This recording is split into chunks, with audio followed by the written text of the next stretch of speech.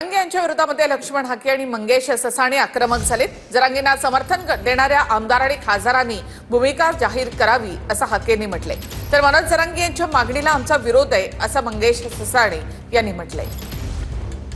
ते आमदार आणि जे खासदार, परत एकदा सांगतो संपूर्ण महाराष्ट्राला, सांगोल्याचे आमदार डॉक्टर बाबासाहेब देशमुख, माड्याचे आमदार अभिजित पाटील, माळशिरसचे आमदार उत्तमराव जानकर, बीडचे खासदार बजरंग सोनवणे, ते माजलगावचे आमदार प्रकाश सोळंकी, तो पापडे आमदार कोण विजय पंडित, बंडू जाधव, अंबादास दानवे, निलेश लंके, हस्तीकर, ओमराजे निंबाळकर, निलेश लंके, तुमचं ओबीसी आरक्षणाबद्दल काय मत आहे ते सांगा, नाहीतर या आमदार खासदारावरती ओबीसी बांधव त्यांच्यावरती बहिष्कार टाकेल।